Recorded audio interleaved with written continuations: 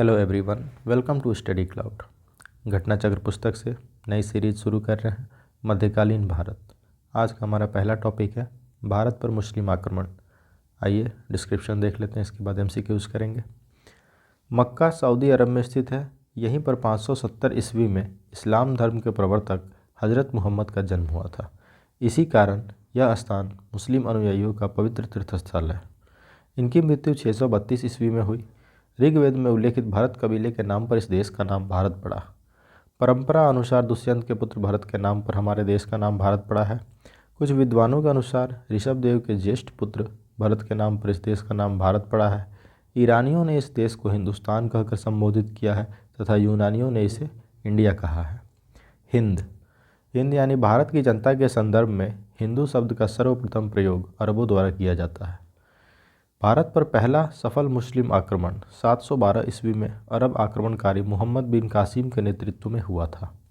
मोहम्मद बिन कासिम से पूर्व उबैदुल्लाह के नेतृत्व में एक अभियान दल भेजा गया, परंतु वह पराजित हुआ और मारा गया।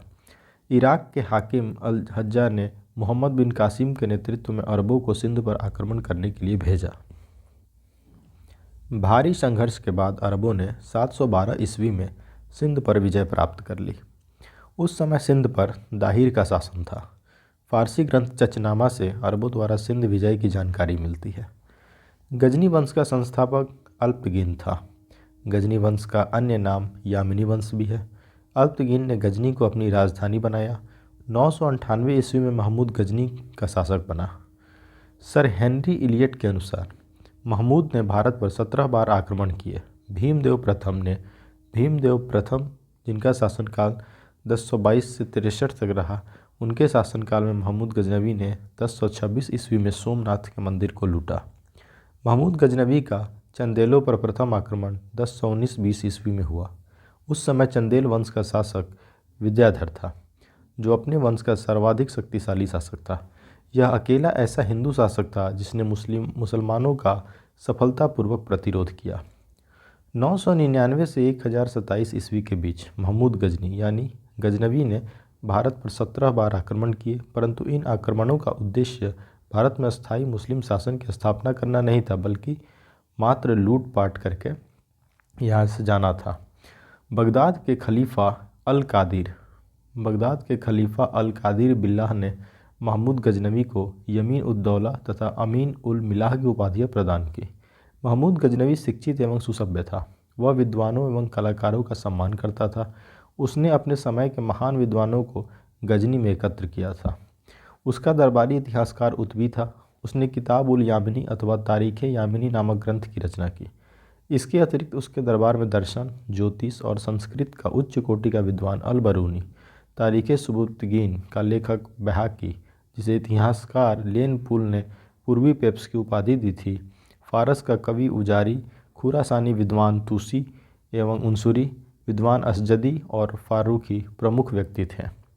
शाहनामा का लेखक फिरदौसी है। यह महमूद गजनवी के दरबार का प्रसिद्ध विद्वान कवि था।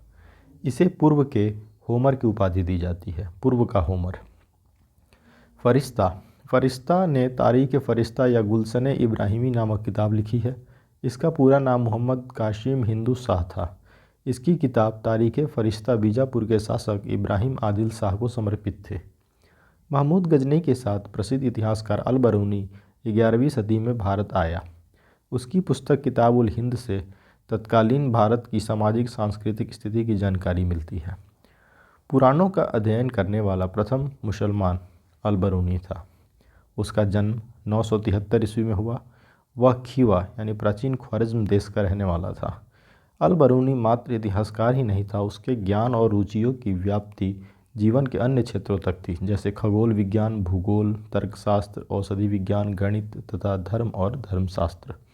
उसने संस्कृत का अध्ययन किया और अनेक संस्कृत रचनाओं का उपयोग किया, जिसमें ब्रह्मगुप्त, बलभद्र तथा वारामिहिर की रचनाएं विशेष रूप से उल्लेखनीय हैं। उसने जगह जगह भगवद गीता, विष्णु पुराण तथा वायु पुराण को उद्धृत किया है। अल बरूनी ने अरबी भाषा में तहकीक हिंद की रचना की थी। सर्वप्रथम एडवर्ड साची ने अरबी भाषा में इस ग्रंथ का अनुवाद अंग्रेजी भाषा में किया। इसका अनुवाद हिंदी में रजनीकांत शर्मा द्वारा किया गया। संस्कृत मुद्रा लेख के साथ चांदी के सिक्के महमूद गजनवी ने जारी किए थे। महमूद गजनवी द्वारा जारी चांदी के सिक्कों के दोनों तरफ दो अलग अलग भाषाओं में मुद्रा लेख अंकित थे। ऊपरी भाग पर अंकित मुद्रा लेख अरबी भाषा में था तथा दूसरी तरफ अंकित लेख संस्कृत भाषा में था, देवनागरी लिपि में। सिक्के के मध्य भाग में संस्कृत भाषा में लिखा था, अवयक्त मेकम मोहम्मद अवतार नूरुपति महमूद। मध्य एशिया के शासक शिहाबुद्दीन मोहम्मद गोरी ने 1192 ईस्वी में उत्तर भारत को जीता। शिहाबुद्दीन मोहम्मद गोरी का प्रथम आक्रमण 1175 ईस्वी में मुल्तान पर हुआ और 1205 ईस्वी तक वह बराबर साम्राज्य विस्तार अथवा पूर्व विजित राज्य की रक्षा के लिए भारत पर चढ़ाई करता रहा। 1178 ईस्वी में मोहम्मद गोरी ने गुजरात पर आक्रमण किया, किंतु मूलराज द्वितीय या भीम द्वितीय ने अपनी योग्य एवं साहसी विधवा माँ नायिका देवी के नेतृत्व में आबू पर्वत के निकट गोरी का मुकाबला किया और उसे परास्त कर दिया। यह गोरी की भारत में पहली पराजय थी। 1191 ईस्वी में पृथ्वीराज चौहान और गोरी के मध्य तराइन का प्रथम युद्ध हुआ 1191 में। इस युद्ध में मोहम्मद गोरी की पराजय हुई। 1192 में तराइन के द्वितीय युद्ध में मोहम्मद गोरी द्वारा पृथ्वीराज चौहान की पराजय के बाद भारत में मुस्लिम शक्ति की स्थापना हुई। यह युद्ध भारतीय इतिहास में अत्यधिक महत्वपूर्ण था। 1194 ईस्वी में चंदावर के युद्ध में मोहम्मद गोरी ने कन्नौज के गढ़वाल राजा जयचंद को पराजित किया था। चंदावर वर्तमान फिरोजाबाद जिले में यमुना तट पर स्थित है। मोहम्मद गोरी के सिक्कों पर देवी लक्ष्मी की आकृति बनी है और दूसरी तरफ कलमा अरबी में खुदा हुआ है, अरबी भाषा में। गोरी की विजयों के बाद शीघ्र ही उत्तर भारत में इक्ता प्रथा स्थापित हो गई। 1192 ईस्वी में तराइन के द्वितीय युद्ध में कुतुबुद्दीन ऐबक ने महत्वपूर्ण भूमिका निभाई। वस्तुतः 1192 से 1206 ईस्वी तक उसने गोरी के प्रतिनिधि के रूप में उत्तरी भारत के विजित भागों का प्रशासन संभाला। इस अवधि में ऐबक ने उत्तरी भारत में तुर्की शक्ति का विस्तार भी किया। बिहार और उत्तरी बंगाल की विजय के बारे में गोरी अथवा ऐबक ने सोचा भी न था।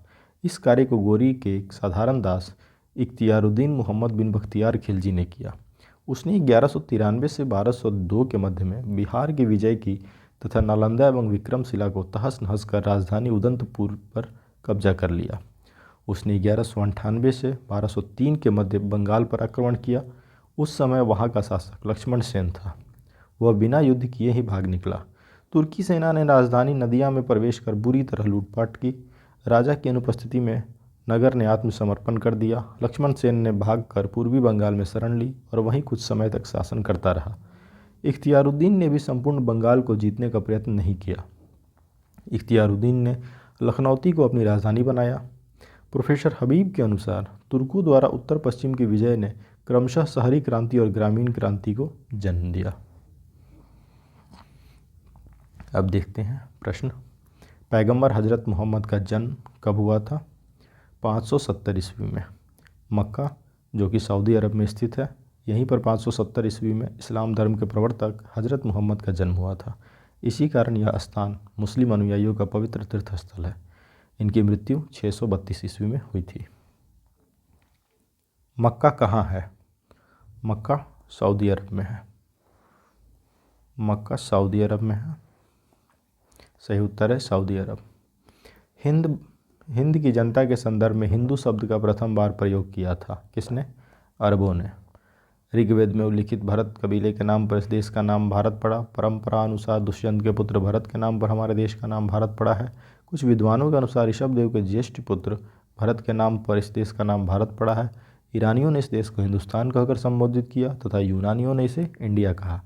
हिंद यानी भारत की जनता के संदर्भ में हिंदू शब्द का सर्वप्रथम प्रयोग अरबों द्वारा किया गया था। भारत पर पहला मुस्लिम आक्रमण किस वर्ष हुआ? पहला मुस्लिम आक्रमण इनमें से कोई नहीं। भारत पर पहला मुस्लिम आक्रमण 712 ईस्वी में अरब आक्रमणकारी मोहम्मद बिन कासिम के नेतृत्व में हुआ था।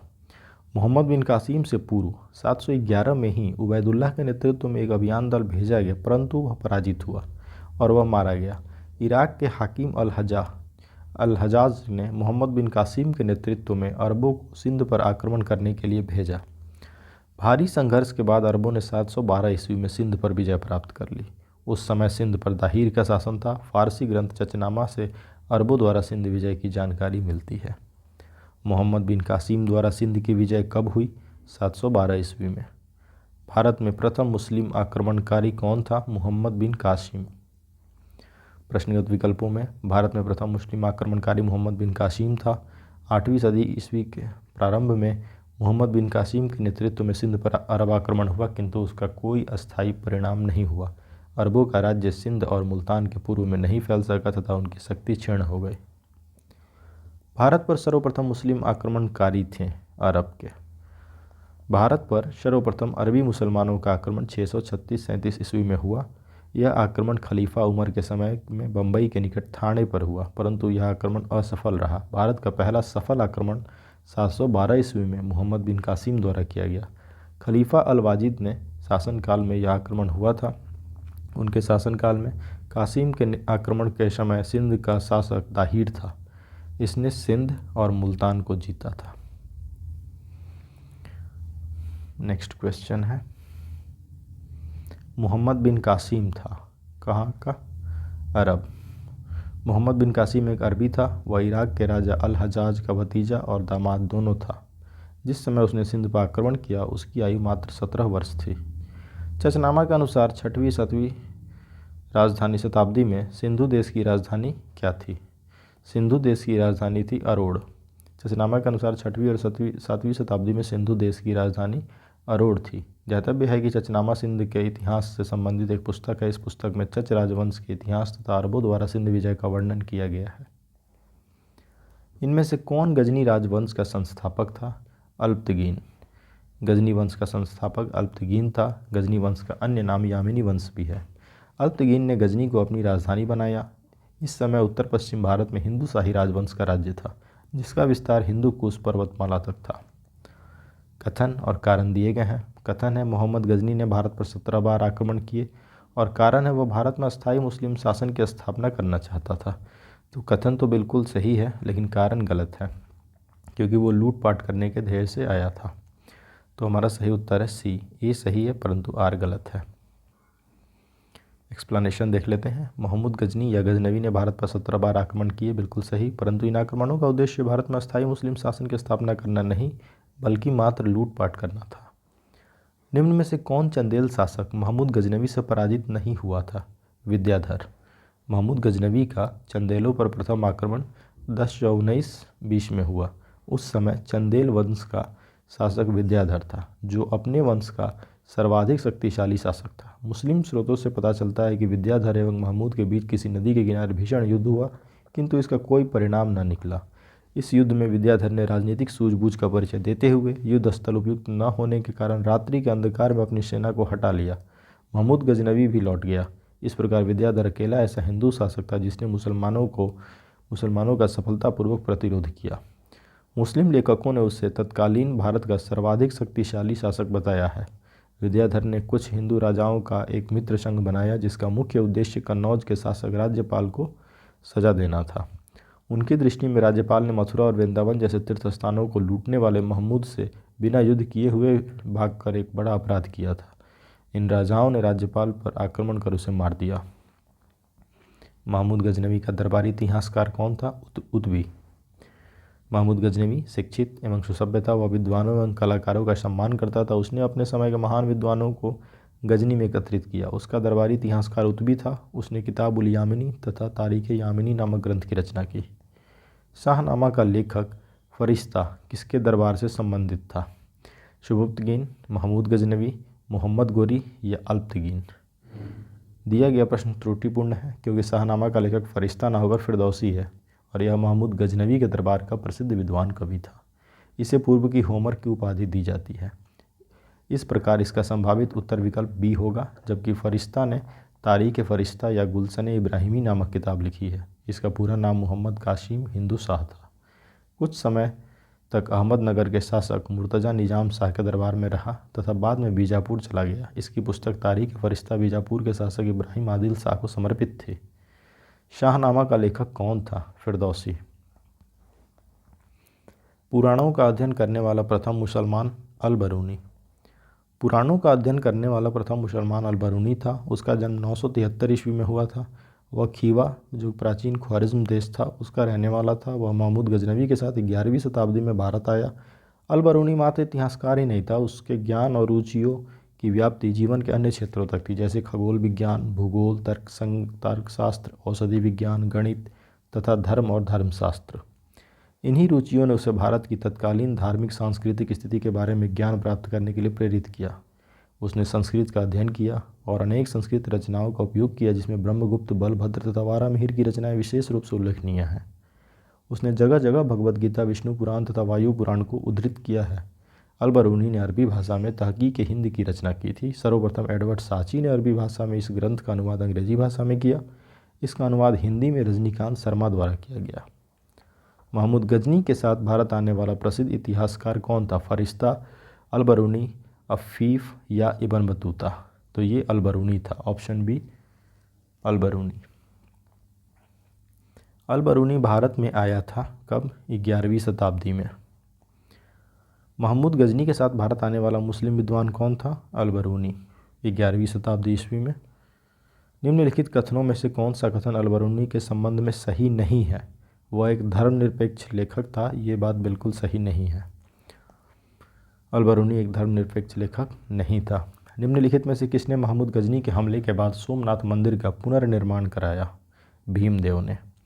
महमूद गजनवी के सोमनाथ मंदिर पर आक्रमण 1026 में जो किया, उसके समय यहाँ का शासक भीमदेव प्रथम था। महमूद मंदिर से अतुल संपत्ति लूटकर वापस लौट गया। महमूद के जाने के बाद भीमदेव प्रथम ने सोमनाथ मंदिर का पुनर्निर्माण करवाया था। किसने एक तरफ संस्कृत मुद्रा लेख के साथ चांदी के सिक्के निर्गत किए? महमूद गजनवी ने। निम्नलिखित में से मध्य एशिया के किस शासक ने 1192 ईस्वी में उत्तर भारत को जीता? ये था शिहाबुद्दीन मुहम्मद गोरी। वो संस्कृत मुद्रा लेख वाला जो प्रश्न था, उसके साथ चांदी के सिक्के महमूद गजनवी ने जारी किए थे। महमूद गजनवी द्वारा जारी चांदी के सिक्के दोनों तरफ दो अलग अलग भाषाओं में मुद्रा लेख अंकित थे। ऊपरी भाग पर अंकित मुद्रा लेख अरबी भाषा में था और दूसरी तरफ अंकित संस्कृत भाषा में था। सिक्के के मध्य भाग में संस्कृत भाषा में लिखा था अवयक्तमेकम मोहम्मद अवतार निरूपति महमूद। इस लेख के चारों तरफ अंकित लेख था अवयक्तिया नाम आयाम टनकम हतो महमूदपुर शंबतो 4181। चांदी के इस सिक्के दिरहम का वजन 3 ग्राम था। निम्नलिखित में से मध्य एशिया के किस शासक ने 1192 ईस्वी में उत्तर भारत को जीता? शिहाबुद्दीन मोहम्मद गोरी ने। मध्य एशिया के शासक शिहाबुद्दीन मोहम्मद गोरी ने 1192 ईस्वी में उत्तर भारत को जीता। शिहाबुद्दीन मोहम्मद गोरी का प्रथम आक्रमण 1175 ईस्वी में मुल्तान पर हुआ और 1205 तक वह साम्राज्य विस्तार अथवा पूर्व विजित राज्य की रक्षा के लिए भारत पर चढ़ाई करता रहा। उसने 1175-76 में मुल्तान और उच्छ पर आक्रमण किया। 1178 ईस्वी में गुजरात पर आक्रमण किया और 1191 में पृथ्वीराज चौहान के साथ तराइन की लड़ाई लड़ी। इस युद्ध में मोहम्मद गोरी की पराजय हुई, तथापि तराइन के दूसरे युद्ध में पृथ्वीराज की हार हुई और उसके साथ ही एक केंद्रीय मुस्लिम राजनीतिक व्यवस्था स्थापित हुई जो बाद तक कायम रही। मोहम्मद गोरी को सबसे पहले किसने पराजित किया? भीम द्वितीय ने। 1178 ईस्वी में मोहम्मद गोरी ने गुजरात पर आक्रमण किया, किंतु मूलराज द्वितीय या भीम द्वितीय ने अपनी योग्य एवं साहसी विधवा माँ नायिका देवी के नेतृत्व में आबू पर्वत के निकट गोरी का मुकाबला किया और उसे परास्त किया। यह गोरी का भारत में पहली पराजय थी। मोहम्मद गोरी ने जयचंद को किस युद्ध में पराजित किया? चंदावर का युद्ध 1194। 1194 ईस्वी में चंदावर के युद्ध में मोहम्मद गोरी ने कन्नौज के गढ़वाल राजा जयचंद को पराजित किया। चंदावर वर्तमान फिरोजाबाद जिले में यमुना तट पर स्थित है। निम्नलिखित में से कौन राजा मोहम्मद गोरी द्वारा चंदावर के युद्ध में पराजित किया गया था? जयचंद। 1194 के चंदावर के युद्ध में मोहम्मद गोरी ने किसे हराया था? जयचंद। युद्ध जिसमें भारत में मुस्लिम शक्ति की स्थापना हुई। तराइन का द्वितीय युद्ध जिसमें पृथ्वीराज हार गए थे, उस युद्ध के कारण। 1192 ईस्वी में तराइन के द्वितीय युद्ध में मोहम्मद गोरी द्वारा पृथ्वीराज चौहान की पराजय के बाद भारत में मुस्लिम शक्ति की स्थापना हुई। गोरी की सजगता और श्रेष्ठ युद्ध प्रणाली के कारण मुसलमानों की जीत हुई। यह युद्ध भारतीय इतिहास में अत्यधिक महत्वपूर्ण था। नामों को कालानुक्रम में व्यवस्थित करें और नीचे दिए गए कूट से सही उत्तर प्राप्त करें। पहला है चंगेज़ खां, दूसरा मोहम्मद गजनवी, फिर मोहम्मद गोरी और उसके बाद तैमूर। तो सबसे पहले आता है महमूद गजनवी, इसके बाद मोहम्मद गोरी, इसके बाद चंगेज़ खां और सबसे लास्ट में आक्रमण होता है तैमूर का 1398 में। एक्सप्लेनेशन देख लेते हैं। सन 999 से 1027 ईस्वी के बीच महमूद गजनवी ने भारत पर 17 बार आक्रमण किया। शिहाबुद्दीन मोहम्मद गोरी का प्रथम आक्रमण 1175 ईस्वी में हुआ और सन 1205 ईस्वी तक वह बराबर साम्राज्य विस्तार अथवा पूर्व विजित राज्य की रक्षा के लिए भारत पर चढ़ाई करता रहा। चंगेज खां के आक्रमण का भय तब उत्पन्न हुआ जब 1221 में ख्वारिज्म शाह की मृत्यु के बाद उसका पुत्र और उत्तराधिकारी जलालुद्दीन मंगबरनी दिल्ली सल्तनत की ओर भागा। सुल्तान नासिरुद्दीन के शासनकाल में मध्य एशिया के मंगोल सेनानायक तैमूर ने 1398 ईस्वी में भारत पर आक्रमण किया। किस मुस्लिम शासक के सिक्कों पर देवी लक्ष्मी की आकृति बनी है? मोहम्मद गोरी के सिक्कों पर। मोहम्मद गोरी के सिक्कों पर देवी लक्ष्मी की आकृति बनी है और दूसरी तरफ कलमा जो कि अरबी में खुदा हुआ है। भारत में मोहम्मद गोरी ने किसको प्रथम अख्ता प्रदान किया था? कुतुबुद्दीन ऐबक को। गोरी के विजयों के बाद शीघ्र ही उत्तर भारत में अख्ता प्रथा स्थापित हो गई। 1192 से 1206 ईस्वी तक कुतुबुद्दीन ऐबक ने गोरी के प्रतिनिधि के रूप में उत्तरी भारत के विजित भागों का प्रशासन संभाला। इस अवधि में ऐबक ने उत्तरी भारत में तुर्की शक्ति का विस्तार भी किया। मोहम्मद गोरी ने किस दास ने बंगाल एवं बिहार पर विजय प्राप्त की? बख्तियार खिलजी ने। मोहम्मद गोरी के एक साधारण दास इख्तियारुद्दीन मोहम्मद बिन बख्तियार खिलजी ने 1193 से 1202 ईस्वी के मध्य बिहार की विजय की तथा नालंदा एवं विक्रमशिला बिहार को तहस नहस करके राजधानी उदंतपुर पर कब्जा कर लिया। उसने 1198 से 1203 ईस्वी के मध्य में बंगाल पर आक्रमण किया। उस समय वहाँ का शासक लक्ष्मण सेन था। वह बिना युद्ध किए ही भाग निकला। तुर्की सेना ने राजधानी नदिया में प्रवेश कर बुरी तरह लूटपाट की। राजा की अनुपस्थिति में नगर ने आत्मसमर्पण कर दिया। लक्ष्मण सेन ने भागकर पूर्वी बंगाल में शरण ली और वहीं कुछ समय तक शासन करता रहा। इख्तियारुद्दीन ने भी संपूर्ण बंगाल को जीतने का प्रयत्न नहीं किया। इख्तियारुद्दीन ने लखनौती को अपनी राजधानी बनाया। बिहार का प्रथम मुस्लिम विजेता कौन था? बख्तियार खिलजी। नालंदा बिहार का विध्वंस किया था किसने? बख्तियार खिलजी ने। नीचे दो कथन दिए गए हैं, कथन और कारण। कथन है भारत पर तुर्की आक्रमण सफल हुआ। कारण है उत्तर भारत में राजनीतिक एकता नहीं थी। तो इसमें से पहला कथन भी सही है और उसका उपयुक्त कारण वो भी सही है। कथन जो है ए, इसका कारण आर सही व्याख्या करता है। भारत पर तुर्कों का आक्रमण सफल हुआ जिसके फलस्वरूप भारत में इस्लामी राज्य स्थापित हुआ। भारत भूमि के अंदर तक प्रवेश पाने का प्रथम श्रेय गजनवी वंश के सुल्तान महमूद को प्राप्त हुआ, जबकि भारत में राज्य स्थापित करने का श्रेय सन्सबनी वंश के मोहम्मद गोरी को प्राप्त हुआ। अतः स्पष्ट है कि कथन सत्य है। भारत में राजनीतिक एकता का अभाव और उत्तरी भारत में एक भी शक्तिशाली और विस्तृत साम्राज्य का न होना तुर्कों के विरुद्ध असफलता का कारण था। Doctor AL. श्रीवास्तव के अनुसार राजनीतिक एकता का अभाव, सामाजिक विभेद, ब्राह्मणवाद का उत्थान, नैतिक पतन और भारतीयों की तुलना में तुर्कों की रणनीति, सैनिक संगठन, साधन आदि की दृष्टि से श्रेष्ठ होना तुर्की सफलता के कारण है। इस प्रकार कथन एवं कारण दोनों सही हैं और कारण कथन की सही व्याख्या है। रेशम बुनकरों की श्रेणी की जानकारी निम्न में से किस शिलालेख से मिलती है? दसपूर शिलालेख या प्रयाग प्रशस्ति या एरन या हाथी गुम्फा? तो ये दसपूर शिलालेख से मिलती है। बुनकरों के विषय में जानकारी दसपूर शिलालेख से मिलती है। एक्सप्लेनेशन देख लेते हैं। दसपूर मंदसौर शिलालेख कुमारगुप्त के शासनकाल का है। इस लेख में कुमारगुप्त का राज्यपाल बंधु वर्मा का उल्लेख मिलता है। इसमें सूर्य मंदिर के निर्माण का उल्लेख मिलता है। यहाँ से प्राप्त लेख में पट्टवाय श्रेणी, रेशमी सूत बुनने वालों की समिति तथा इंदौर लेख के तौलिक श्रेणी का उल्लेख मिलता है। तो इस प्रकार पहला टॉपिक कंप्लीट होता है। वीडियो अच्छा लगे तो लाइक कर दीजिए, चैनल सब्सक्राइब कर दीजिए। Thanks for watching, keep supporting study cloud.